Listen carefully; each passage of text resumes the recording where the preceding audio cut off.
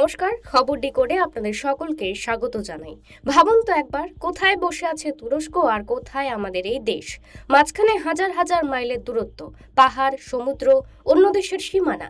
কিন্তু হঠাৎ করেই আমেরিকার এক জিওপলিটিক্যাল থিঙ্ক ট্যাঙ্কের রিপোর্ট বলছে তুরস্ক নাকি এমন মিসাইল বানিয়ে ফেলেছে যাদের ভাষায় লাইটেনিং বা বজ্রপাত। আর সেই মিসাইলের রেঞ্জ নাকি এতটাই যে তারা দম্ভ ভরে বলছে আমাদের টার্গেট এখন সোজা ভারত। হ্যাঁ, ঠিকই শুনছেন, অন্তত ভারতের উত্তরাংশ পর্যন্ত এই মিসাইল অনায়াসেই আঘাত করতে পারে বলে তারা দাবি করছে। বিষয়টা শুনে প্রথমে একটু হয়তো হাসি পেতে পারে, কিন্তু জিওপলিটিক্সের ময়দানে এই ধরনের স্টেটমেন্ট কোনো চ্যাংরামো নয়। বিশ্বের খুব কম দেশই আছে যারা বুক বাজিয়ে প্রকাশ্যে বলে যে তাদের মিসাইল ভারতকে হিট করতে পারে। রাশিয়া আর আমেরিকার কাছে সেই প্রযুক্তি আছে ঠিকই, কিন্তু আমরা সবাই জানি তারা ভারতের দিকে মিসাইল ছোড়ার জন্য বসে নেই। আমাদের প্রাইমারি চিন্তা পাকিস্তান, আর কিছুটা দূরবর্তী চিন্তা হলো চীন, যাদের সঙ্গে অন্তত বর্ডারে একটা স্থিতাবস্থা বজায় রাখার চেষ্টা চলছে। কিন্তু হঠাৎ করে তুরস্ক কোথা থেকে উদয় হলো এই নতুন মাথা ব্যথার? আর কেনই বা তারা ভারতের দিকে এত নজর দিচ্ছে? আর ভারতে কি চুপ করে বসে রয়েছে? একদমই না। ভারত এমন এক জায়গায় ঘুঁটি সাজিয়েছে যা দেখলে আপনিও বলবেন কূটনীতির এই খেলায় ভারত এখন আর ডিফেন্সে খেলে না, সোজা বিপক্ষের গোল পোস্টে গিয়ে অ্যাটাক করে। বিষয়টা বুঝতে গেলে আমাদের একটু পেছনের দিকে তাকাতে হবে। এরদোগান সাহেব যখন থেকে তুরস্কের মসনদে বসেছেন তখন থেকেই তার মাথায় অটোমান সাম্রাজ্যের এক অদ্ভুত ভূত চেপেছে। নিজেকে তিনি আধুনিক খলিফা ভাবতে ভালোবাসেন, আর সেই খলিফা সাজার নেশাতেই তিনি পাকিস্তানের সাথে এমন এক মাখামাখি শুরু করেছেন যা ভারতের জন্য রীতিমতো অস্বস্তিকর। কাশ্মীর ইস্যুতে ইউনাইটেড নেশনসে দাঁড়িয়ে তিনি যখন একের পর এক ভারত বিরোধী বয়ান দিচ্ছিলেন, ভারত খুব শান্ত গলায় বলেছিল, দাদা, এটা আমাদের দ্বিপাক্ষিক বিষয়, আপনি এর মধ্যে নাক গলাবেন না। কিন্তু এরদোগান তো আর সে কথা শোনার পাত্র নন। তিনি পাকিস্তানের দিকে হাত বাড়িয়ে দিলেন, ড্রোন দিলেন, সামরিক সাহায্য দিলেন, আর এখন তো তাদের থিঙ্ক ট্যাঙ্ক দাবি করছে যে তাদের তৈরি মিসাইল ভারতকে টার্গেট করার ক্ষমতা রাখে। তুরস্কের তৈরি ইয়েলদিরিমিন বা তাইলুন এর মতো ব্যালিস্টিক মিসাইল প্রজেক্টগুলোর দিকে তাকালে বোঝা যায় তারা নিজেদের সামরিক ক্ষমতা বাড়িয়ে শুধু মধ্যপ্রাচ্য নয়, দক্ষিণ এশিয়াতেও প্রভাব বিস্তার করতে চাইছে। কিন্তু এখানেই শুরু হচ্ছে আসল খেলা। ভারত জানে কথায় কথায় চিৎকার করে কোনো লাভ নেই, এর চেয়ে বরং এমন জায়গায় আঘাত করো যেখানে লাগলে তুরস্কের রাতের ঘুম উড়ে যাবে। আর সেই জায়গাটার নামই হলো সাইপ্রাস। ভূমধ্যসাগরের বুকে ছোট্ট একটা দ্বীপরাষ্ট্র এই সাইপ্রাস, কিন্তু এর জিওপলিটিক্যাল গুরুত্ব সাংঘাতিক।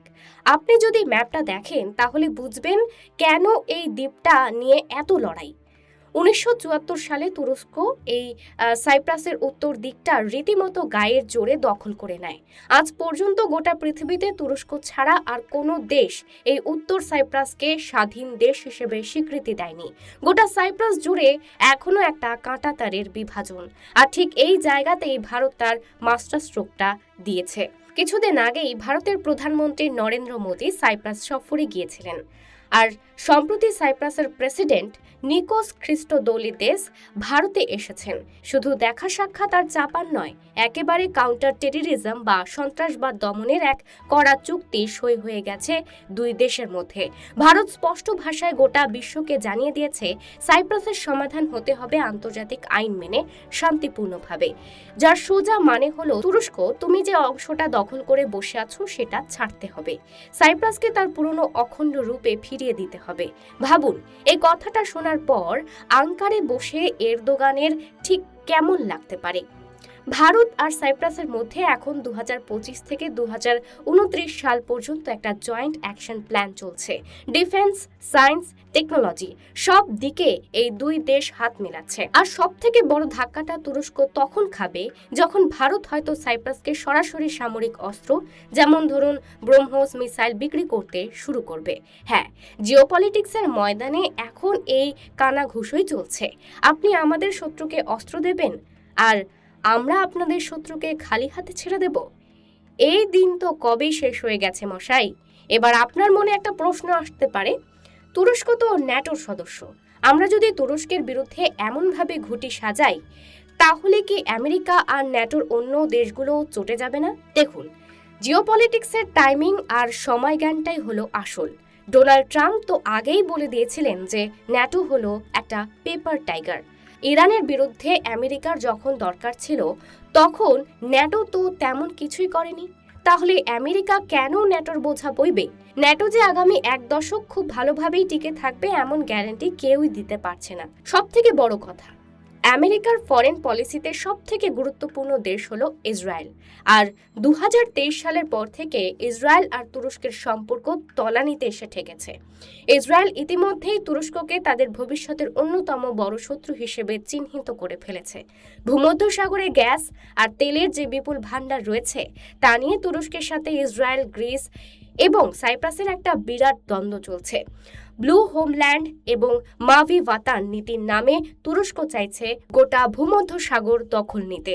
আর অন্যদিকে গ্রিস, সাইপ্রাস আর ইসরায়েল মিলে তৈরি করেছে একটা শক্তিশালী জোট। আর ঠিক এই মোক্ষম সময়ে ভারত সেই জোটে এন্ট্রি নিয়েছে, অর্থাৎ টাইমিংটা ভারতের জন্য একেবারে পারফেক্ট।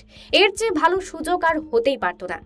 আমরা যদি তর্কের খাতিরে ধরেও নিই যে আগামী 5 থেকে 7 বছরের মধ্যে ভূমধ্যসাগরে একটা বড়সড় কনফ্লিক্ট বা যুদ্ধ পরিস্থিতি তৈরি হতে পারে, যেখানে যুদ্ধজাহাজগুলো মুখোমুখি দাঁড়াবে, যে সাগরকে আমরা ক্রুজ শিপ আর পর্যটকদের স্বর্গরাজ্য হিসেবে চিনি, সেখানে হয়তো মিসাইলের হুঙ্কার শোনা যাবে।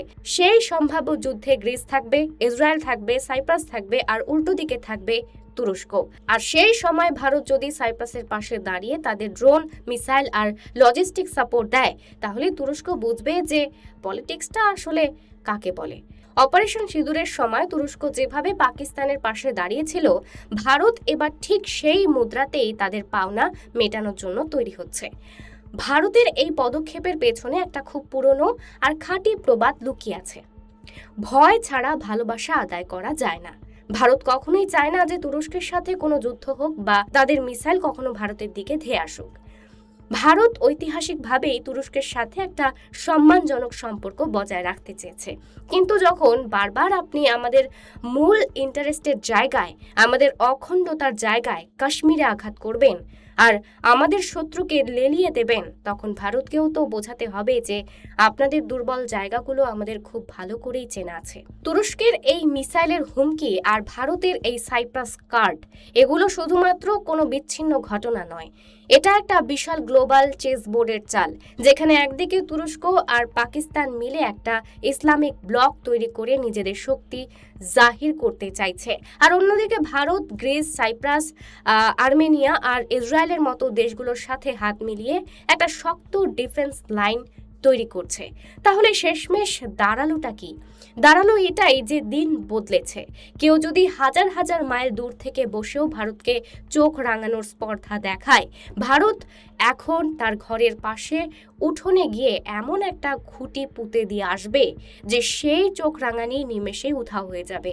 ভূমধ্যসাগরের জল আগামী দিনে কতটা ঘোলা হয় আর সেই ঘোলা জলে তুরস্কের আধিপত্যের স্বপ্ন কতটা তলিয়ে যায়, সেটাই এখন দেখার বিষয়। আর এই পুরো খেলায় ভারত যে আর গ্যালারিতে বসে থাকার দর্শক নয়, বরং ময়দানের অন্যতম প্রধান খেলোয়াড়, সেটা গোটা বিশ্ব খুব ভালোভাবেই টের পেতে শুরু করেছে। আজকের বিশ্লেষণ এখানেই শেষ করছি। এই পুরো বিষয়টা নিয়ে আপনাদের মতামত কমেন্টে জানাতে ভুলবেন না। এরকমই খবরের পেছনের খবর নিয়ে আলোচনা করব আমি, তাই খবর ডিকোডকে সাবস্ক্রাইব করতে ভুলবেন না। দেখা হচ্ছে পরবর্তীতে আরও একটি নতুন আলোচনায়। ততক্ষণ পর্যন্ত ভালো থাকবেন, সুস্থ থাকবেন। ধন্যবাদ।